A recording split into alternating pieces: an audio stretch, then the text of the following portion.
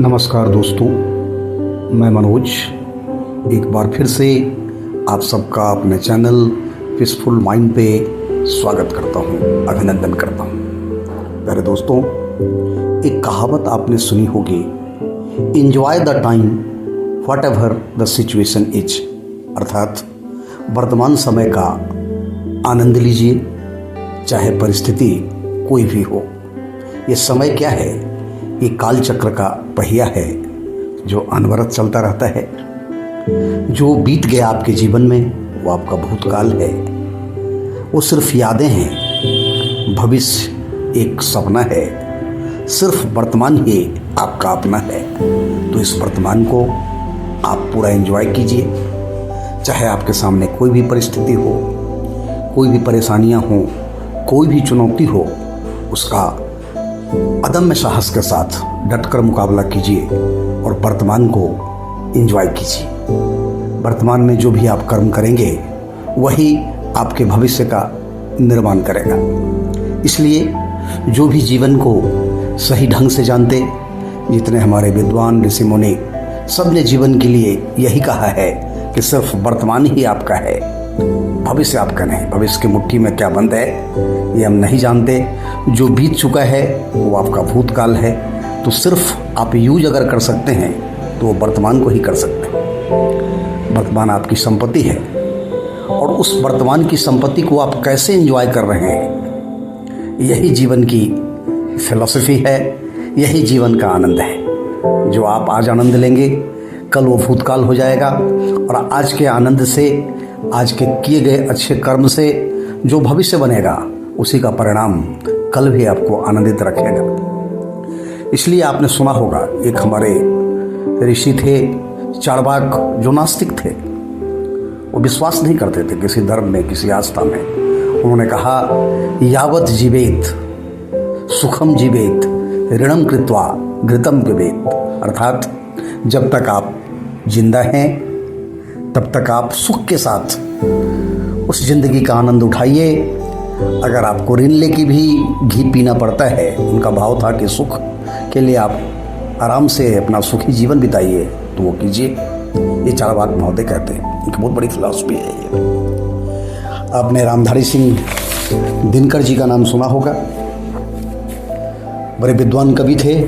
उन्होंने लिखा कि अगर आप वर्तमान को सही ढंग से यूज नहीं करेंगे तो भविष्य में आपको पछतावा होगा। उस कविता उन्होंने जो लिखी, उस कविता की शीर्षक थी कोई अर्थ नहीं। कविता की पंक्तियां हैं, नित्य जीवन के संघर्षों से जब टूट चुका हो अंतर्मन, तब सुख के मिले समंदर का रह जाता कोई अर्थ नहीं। जब फसल सूख कर जल के बिन तिनका तिनका बन गिर जाए, फिर होने वाली वर्षा का रह जाता कोई अर्थ नहीं। संबंध कोई भी हो लेकिन यदि दुख में साथ न दे अपना, फिर सुख के उन संबंधों का रह जाता कोई अर्थ नहीं। छोटी छोटी खुशियों के क्षण निकले जाते हैं रोज जहां, फिर सुख की नित्य प्रतीक्षा का रह जाता कोई अर्थ नहीं। सुख साधन चाहे जितने हों, पर काया रोगों का घर हो। सुख साधन चाहे जितने हों, पर काया रोगों का घर हो, फिर उन अगणित सुविधाओं में रह जाता कोई अर्थ नहीं। अर्थात उन्होंने भी यही कहा है कि जीवन को अगर जीना हो तो वर्तमान में जीना है, न भविष्य की कल्पना में जीना, न भूत में बीती हुई बातों में जीना है। वर्तमान में जो भी सिचुएशंस है उसको आपको एंजॉय करना है। और ये वर्तमान को कैसे एंजॉय करेंगे, ये बड़ा एक प्रश्न है। लेकिन इसको इस बात से समझने की कोशिश कीजिए कि अगर बचपन में आप बचपन के खेल का आनंद नहीं लेंगे, जवानी में अगर अपने जुनून का आनंद नहीं लेंगे, वृद्धावस्था में अगर आप अपने समझदारी और जिम्मेवारियों का निर्वहन नहीं करेंगे, तो वृद्धावस्था में आके आपको अपने जीवन पे भी और अपने जीवन के कर्म पे भी पछतावा होगा। ये तो अनुभव है जीवन का जो मैंने आपके साथ शेयर किया। एक अनुभवी व्यक्ति आपके साथ शेयर कर सकता है जिसको अनुभव है। बचपन का व्यक्ति वो वृद्धावस्था के बारे में नहीं सोच सकता।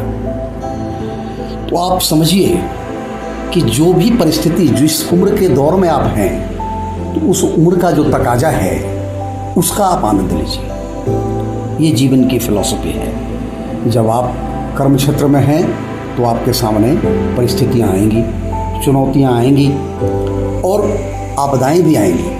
उस सब में अवसर ढूंढ लेना, उसी में अपने को खुश रखना और इन्जॉय करना, यही तो जीवन की फिलॉसफी है ना।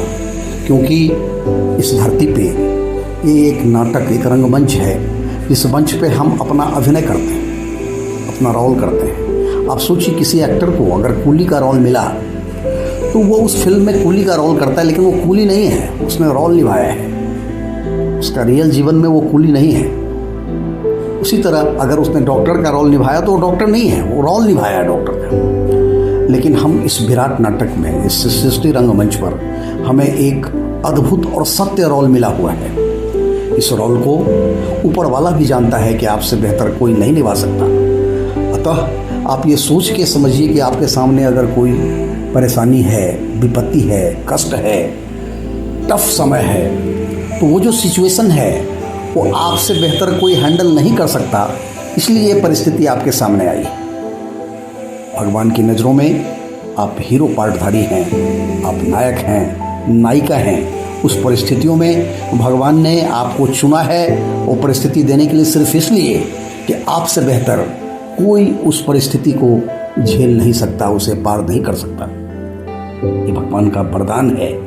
आपदा भी आपके लिए अवसर है, चुनौती है, और उसको पार करने के बाद आप महानायक कहलाते हैं। इसलिए जीवन की किसी भी परिस्थिति से, किसी भी चुनौती से आप पीछे मत हटिए, निराश मत होइए, उदास मत होइए, बल्कि उसको आप साहस के साथ, अदम्य साहस के साथ, अपनी बुद्धिमत्ता से उस चुनौती को स्वीकार कीजिए, उस पर विजय हासिल कीजिए। आप जो भी उसमें करेंगे, आपको जो आनंदित करे वैसा क्षण ढूंढिए, वर्तमान को एंजॉय कीजिए। भविष्य आपका एकदम सही होगा और आप इस धरती के महानायक कहलाएंगे। यही है वर्तमान को एंजॉय करना।